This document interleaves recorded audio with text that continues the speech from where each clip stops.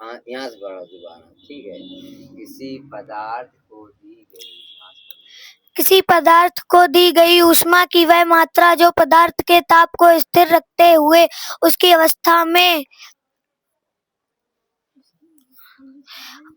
अवस्था में परिवर्तन लाती है गुप्त ऊष्मा कहलाती है। यह गुप्त ऊष्मा वास्तव में पदार्थ के अंतर आणविक बलों को तोड़ने में प्रयुक्त होती है और आंतरिक ऊर्जा के रूप में संचित होती रहती है। जब सभी अंतर आणविक बल टूट जाते हैं तो ऊष्मा द्रव का ताप बढ़ाने लगती है। किसी ठोस पदार्थ के ऊष्मा देने पर स्थिर ताप पर उसकी ठोस अवस्था से द्रव में परिवर्तन के लिए आवश्यक ऊष्मा को गलन की गुप्त ऊष्मा कहते हैं। बर्फ के लिए गलन की गुप्त ऊष्मा 0 डिग्री सेल्सियस ताप पर 80 किलो कैलोरी प्रति किलोग्राम है। इसका तात्पर्य है कि 0 डिग्री सेल्सियस स्थिर ताप पर 1 किग्रा बर्फ को द्रव में बदलने के लिए 80 किलो कैलोरी ऊष्मा की आवश्यकता होती है। इसी प्रकार द्रव के क्वथन में गुप्त ऊष्मा द्रव के अंदर आणविक बल को तोड़ने का कार्य करती है।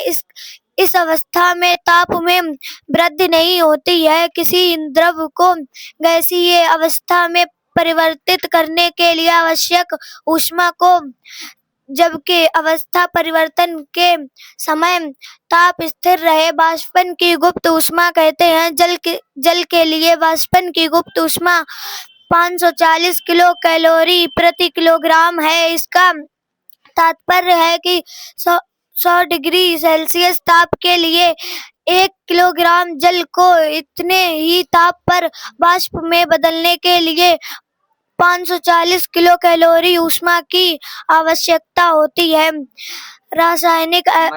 नंबर 4 रासायनिक एवं जैविक परिवर्तन। आप दैनिक जीवन में ऐसी बहुत सी वस्तुएं देखते और उपयोग करते हैं जिनमें ऊष्मा के कारण रासायनिक परिवर्तन होते हैं। रोटी का सेंकना और शरद ऋतु में पत्तियों का रंग बदलना ऐसे ही उदाहरण है। ये ऊष्मा परिवर्तन के कारण होने वाले रासायनिक परिवर्तन है। इसी प्रकार भोजन का पाचन भी इसका एक उदाहरण है। हम दूध और पानी को गर्म करके इनमें पाए जाने वाले घातक जीवाणुओं को नष्ट करते हैं। अधिकांश पक्षी अपने अंडों पर बैठकर उन्हें सेते हैं। पक्षियों की यह क्रिया अंडे को गर्म रखती है और उसमें से बच्चा विकसित होता है। ये ऊष्मा के जैविक प्रभावों के उदाहरण हैं। ऊष्मा का मापन ऊष्मीय ऊर्जा ताप के परिवर्तन अथवा अणुओं की गति में परिवर्तन लाती है। अतः ताप अणुओं की गति का मापन है। ऊष्मा मापन का मात्रक कैलोरी है। ये कैलोरी ऊष्मा की वह मात्रा है जो 1 ग्राम द्रव जल का ताप 1 डिग्री सेल्सियस बढ़ा दे। उदाहरण के लिए जल का ताप 3 डिग्री सेल्सियस से 4 डिग्री सेल्सियस अथवा 10 डिग्री सेल्सियस से 11 डिग्री सेल्सियस कर दे। यहाँ ध्यान दें कि कैलोरियों की संख्या जो ताप में निश्चित वृद्धि के लिए आवश्यक है उस पदार्थ के द्रव्यमान पर भी निर्भर है जिसे गर्म किया जाता है। उदाहरण के लिए 1 ग्राम जल का ताप 10 डिग्री सेल्सियस बढ़ाने के लिए 10 कैलोरी ऊष्मा चाहिए। यदि जल का द्रव्यमान 1 ग्राम के स्थान पर 10 ग्राम लिया जाए तो 10 कैलोरी ऊष्मा 10 ग्राम जल का मात्र 1 डिग्री सेल्सियस बढ़ाएगी। ऊष्मा एवं ताप। आमतौर पर लोग ऊष्मा और ताप को लेकर दुविधा में रहते हैं। यद्यपि दोनों आपस में पूरी तरह संबंध है फिर भी ये दोनों ही अलग अलग हैं। इस बात को समझाने के लिए कि ताप और ऊष्मा अलग अलग हैं। हमें ध्यान रखना चाहिए कि दोनों को मापने की इकाई मात्रक भी अलग अलग है। ऊष्मा को कैलोरी में मापते हैं, जबकि ताप को डिग्री सेल्सियस में मापते हैं। इसके अतिरिक्त ऊष्मा की एक मात्रा अलग अलग पदार्थों में ताप परिवर्तन भी अलग अलग करती है, जिससे सिद्ध होता है कि ऊष्मा और ताप एक नहीं, दो भिन्न भिन्न चीजों से समान ऊष्मा से पदार्थों के ताप में अलग अलग वृद्धि का कारण पदार्थों की अलग अलग अवशोषण क्षमता है। ऊष्मा की आवश्यकता अणुओं, तापमान अथवा गति परिवर्तन के लिए होती है, अर्थात ताप अणुओं की गति का मापक है। किसी वस्तु की गर्माहट अथवा ठंडापन की तुलना करने की मात्रा ही ताप है। इसके विपरीत दो वस्तुओं में तापांतर के कारण ऊर्जा स्थानांतरण की मात्रा ऊष्मा कहलाती है। विशिष्ट ऊष्मा किसी पदार्थ की ऊष्मा अवशोषण की क्षमता, एबिलिटी ऑफ हीट एब्सॉर्प्शन को विशिष्ट ऊष्मा कहते हैं। किसी पदार्थ की विशिष्ट ऊष्मा उस पदार्थ की 1 ग्राम मात्रा का तापमान 1 डिग्री सेल्सियस बढ़ाने के लिए प्रयुक्त कैलोरी की मात्रा होती है। भिन्न भिन्न पदार्थों की विशिष्ट ऊष्माएं भिन्न भिन्न होती हैं। जल की विशिष्ट ऊष्मा 1 डिग्री सेल्सियस होती है। तांबे की विशिष्ट ऊष्मा 0.093 होती है, अर्थात तांबे के 1 ग्राम का ताप 1 डिग्री सेल्सियस बढ़ाने के लिए 1 कैलोरी के 10वें भाग से भी कम ऊष्मा की आवश्यकता होती है। बालू रेत की विशिष्ट ऊष्मा जल की विशिष्ट ऊष्मा से भी कम होती है। इसलिए रेगिस्तानी क्षेत्रों में धरती का ताप दिन में तेजी से बढ़ जाता है और रात में तेजी से गिर जाता है। भोज्य पदार्थों का मान भी कैलोरी में व्यक्त होता है, क्योंकि जब भोजन पचता है तो ऊष्मीय ऊर्जा वियुक्त होती है, जिनकी विमुक्त होती है। जितनी ऊर्जा भोज्य पदार्थ विमुक्त करते हैं, वही उनकी कैलोरी मात्रा होती है। यहाँ थोड़ा सा अंतर है जिसे समझना होगा। भोज्य पदार्थों की मात्रा किलो कैलोरी में व्यक्त की जाती है। भोज्य पदार्थों की 1 किलो कैलोरी, जिसे सी से लिखते हैं, 1000 कैलोरियों सी के बराबर होती हैं। इधर देखेंगे पदार्थ विशिष्ट ऊष्मा वायु की विशिष्ट कितनी है? 0.24। एल्युमिनियम बताओ वायु 0.24 नहीं पढ़े 0.24, एल्यूमिनियम 0.21, तांबा 0.09, कांच 0.20, बर्फ -20 डिग्री सेल्सियस से 0 डिग्री सेल्सियस 0.55, पारा बटे मरकरी 0.03, समुद्री जल 0.93, जल 1.00, लकड़ी 0.42। ताप मापने के पैमाने किसी वस्तु की गर्माहट की माप ताप कहलाती है। किसी वस्तु को सिर्फ छूकर उसकी गर्माहट का स्तर सही ढंग से नहीं पता किया जा सकता है। ताप मापने के लिए विशिष्ट प्रकार का उपकरण प्रयोग में लाया जाता है। थर्मामीटर तापमापी कहते हैं। तापमापी अर्थात थर्मामीटर एक कांच की नलिका होती है, जिसके एक सिरे पर एक बल्ब लगा होता है।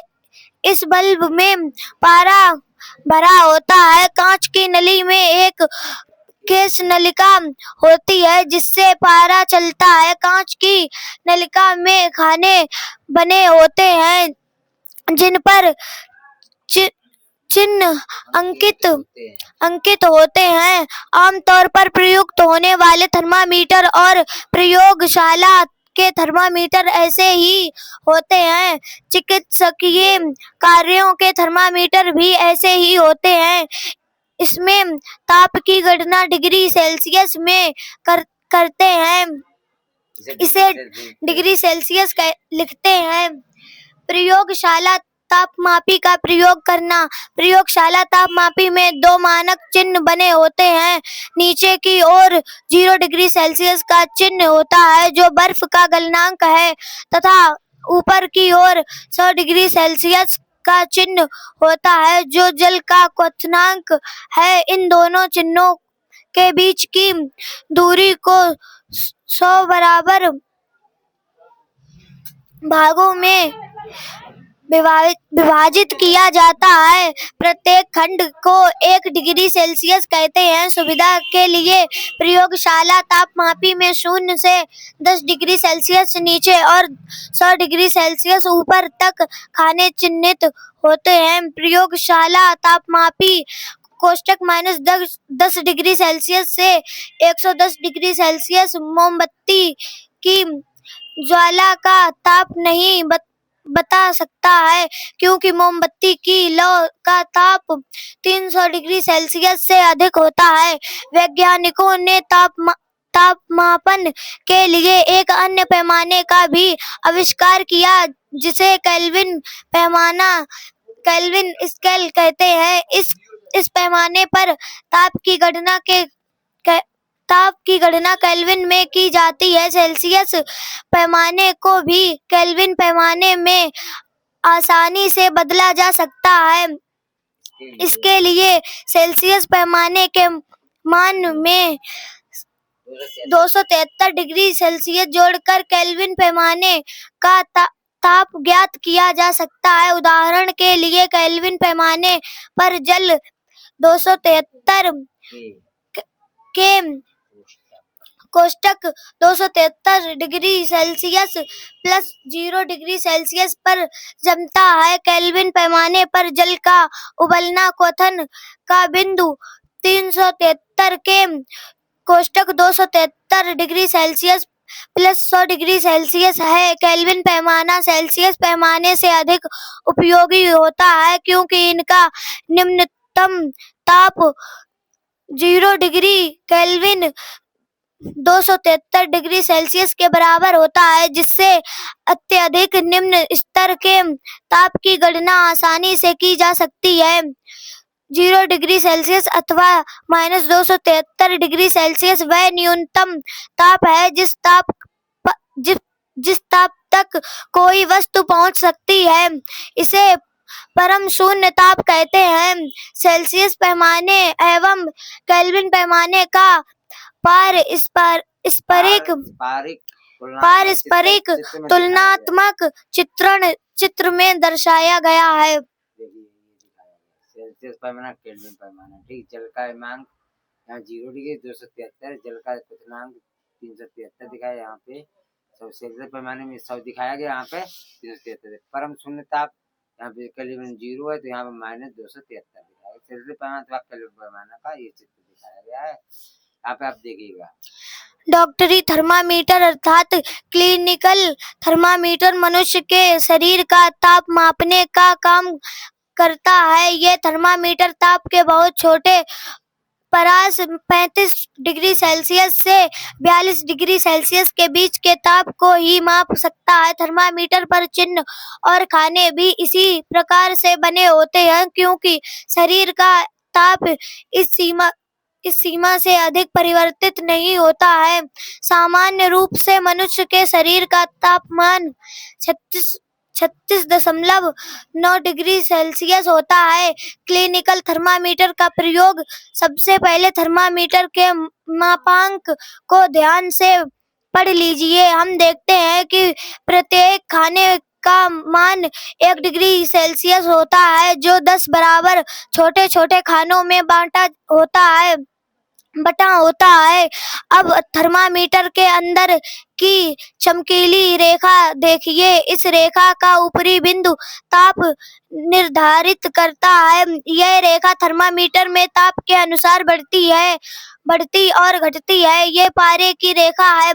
अब थर्मामीटर को पकड़कर इसे 2-3 बार तेजी से झटक कर पारे को एकदम नीचे कोष्टक 35 डिग्री सेल्सियस वाले खाने के नीचे ले आइए। अब थर्मामीटर का बल्ब वाला सिरा जीभ के नीचे रखिए। ध्यान रखिए कि इस समय थर्मामीटर को दांतों से नीचे दबाएं, बल्कि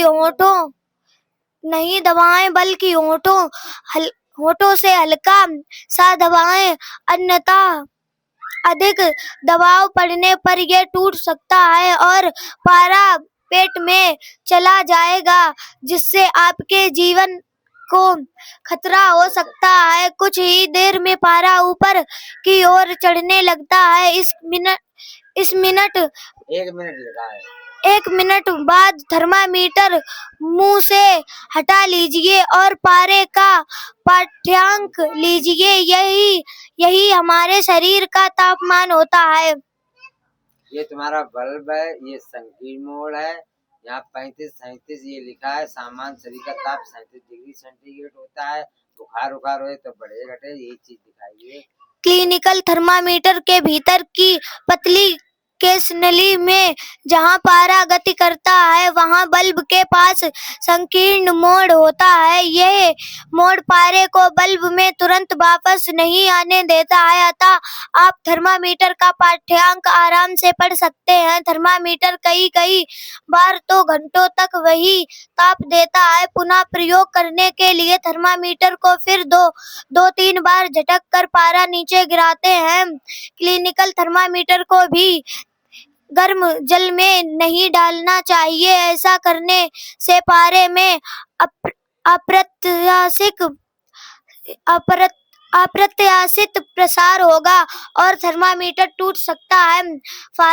फारेनहाइट पैमाने पर मनुष्य के शरीर का सामान्य तापमान 98.4 डिग्री फारेनहाइट होता है, जो सेल्सियस पैमाने पर 36.9 डिग्री सेल्सियस होता है।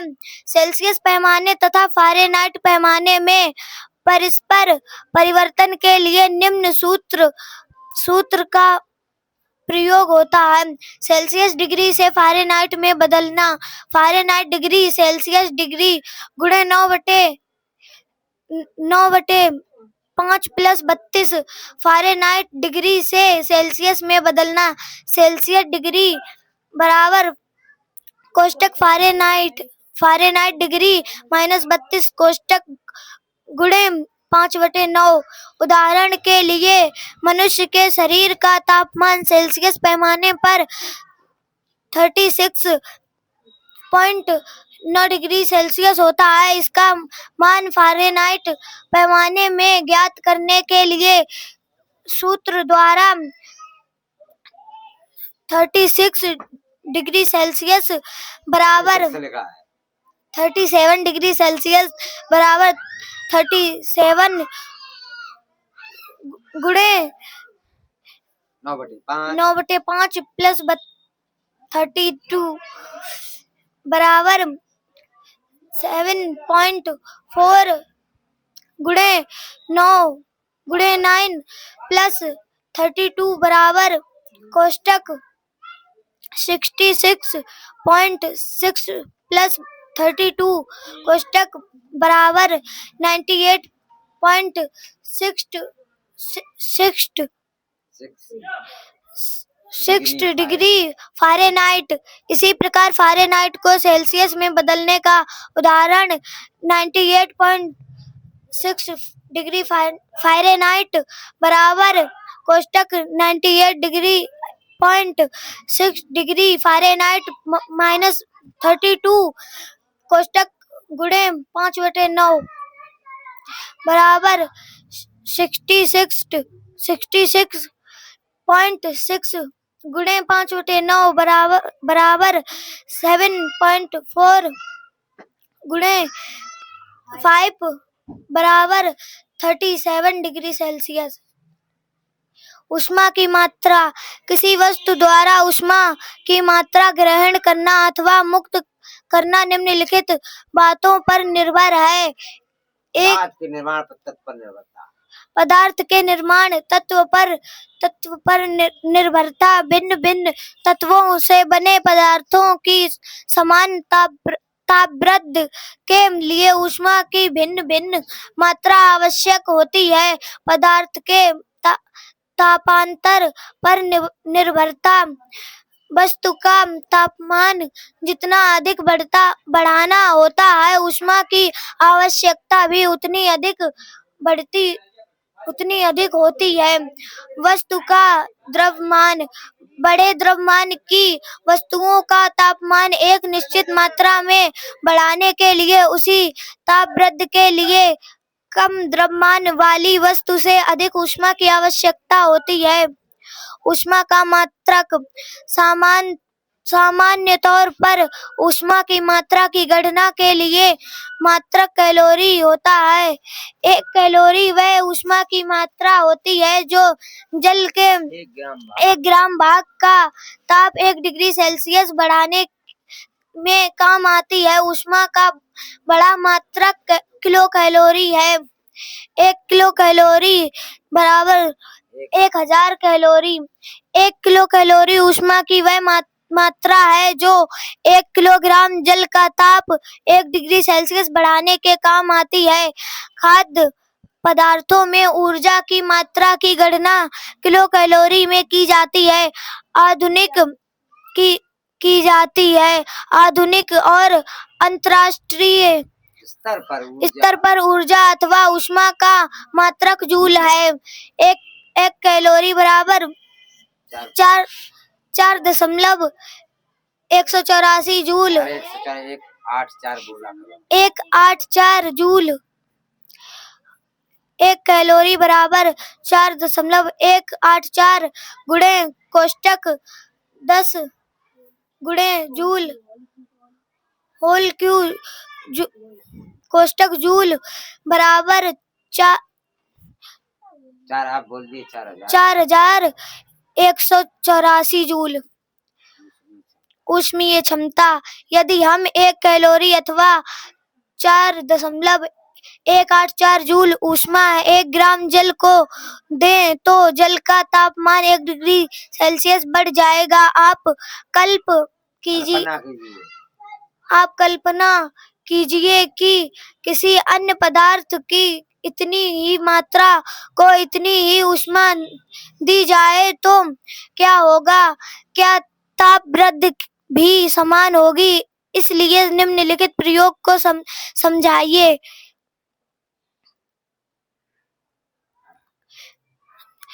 क्रियाकलाप 1। समान आकार कोष्टक 500 लीटर कोष्टक के 2 बीकर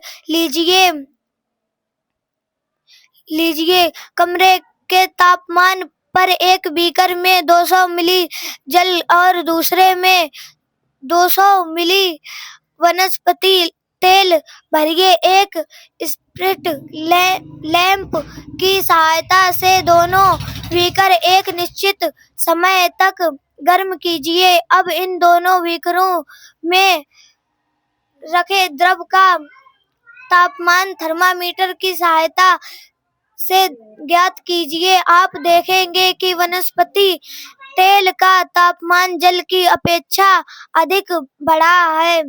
अतः स्पष्ट है कि जल की अपेक्षा वनस्पति तेल का ताप 1 डिग्री सेल्सियस बढ़ाने के लिए कम ऊष्मा की आवश्यकता होती है। अतः तेल की ऊष्मीय क्षमता जल की तुलना में कम होती है।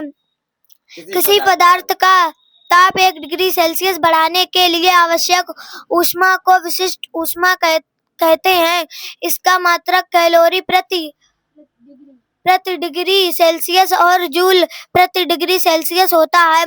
ऊष्मा की समान मात्रा भिन्न भिन्न पदार्थों का ताप समान रूप से नहीं बढ़ाती है, अतः अलग अलग वस्तुएं अलग अलग ऊष्मीय क्षमता वाली होती हैं। जल की ऊष्मीय क्षमता सर्वोच्च होती है। ऊष्मीय क्षमता पदार्थ के द्रव्यमान पर निर्भर होती है। ऊष्मा की मात्रा मापने का सूत्र जैसा कि हम पढ़ चुके हैं, ऊष्मा की मात्रा पदार्थ के द्रव्यमान और तापांतर पर निर्भर होती है। ऊष्मा की मात्रा पदार्थ की विशिष्ट ऊष्मा पर भी निर्भर होती है। ऊष्मा की मात्रा को जूल से प्रदर्शित करते हैं। अतः Q बराबर M गुणे S गुणे T, जहाँ M पदार्थ का द्रव्यमान, S पदार्थ की विशिष्ट ऊष्मा और T तापांतर है। उदाहरण, एक गिलास में 200 मिली जल भरकर उसे 10 मिनट तक सूर्य के प्रकाश में रखा जाता है। इस जल का ताप 2 डिग्री सेल्सियस बढ़ जाता है। 1 मिनट में सूर्य से कितनी ऊष्मा इस जल को मिली? 200 मिली जल का द्रव्यमान m बराबर 200 ग्राम जल की विशिष्ट ऊष्मा S बराबर 4.18 जूल ग्राम। जल के ताप में वृद्धि तापांतर T बराबर 2 डिग्री सेल्सियस, अतः 10 मिनट में सूर्य से प्राप्त कुल ऊष्मा Q बराबर M गुणे S गुणे T, अथवा Q बराबर 200 गुणे 4.18 गुणे 2 जूल बराबर 1672 जूल। अतः 1 मिनट में प्राप्त ऊष्मा बराबर 1672 बटे 10 बराबर 167.2 जूल। उदाहरण 2, तांबे के 1 किलोग्राम के टुकड़े का ताप 50 डिग्री सेल्सियस बढ़ाने के लिए कितने जूल ऊष्मा की आवश्यकता होगी? तांबे की विशिष्ट ऊष्मा S बराबर 0.376 जूल ग्राम डिग्री सेल्सियस। द्रव्यमान M बराबर 1 किग्राम बराबर 1000 ग्राम, तापांतर T बराबर 50 डिग्री सेल्सियस, अतः ऊष्मा की मात्रा Q बराबर M गुणे S गुणे T बराबर 1000 गुणे 0.376 गुणे 50 जूल बराबर 18,800 जूल। स्मरणीय तथ्य, ऊष्मा ऊर्जा का ही एक रूप है जो अणुओं की गति के रूप में प्राप्त होता है। ऊष्मीय ऊर्जा के कारण वस्तु के ताप में अंतर, विस्तार, अवस्था परिवर्तन तथा रासायनिक एवं जैविक परिवर्तन होते हैं। ऊष्मा की इकाई कैलोरी और जूल होती है। 1 कैलोरी ऊष्मा वह होती है जो 1 ग्राम जल का ताप 1 डिग्री सेल्सियस बढ़ाती है। किसी पदार्थ के 1 ग्राम भाग का ताप 1 डिग्री सेल्सियस बढ़ाने के लिए आवश्यक ऊष्मा की मात्रा को विशिष्ट ऊष्मा कहते हैं। किसी वस्तु द्वारा ग्रहण करने अथवा मुक्त करने की मात्रा की गणना का सूत्र Q बराबर M गुणे S गुणे T है, जहाँ M पदार्थ का द्रव्यमान, S पदार्थ की विशिष्ट ऊष्मा तथा T तापांतर है। धन्यवाद। ये वाले स्मरणीय तथ्य को अच्छी तरीका से बोलना चाहिए, जो कि ये इसका तुम्हें पता। हाँ चलो, चल रहा था, मैं बंद हो गई थी। चलो जाओ, पानी पी के तुम लोग अब पहुंचो ऊपर, हम आए रहेंगे।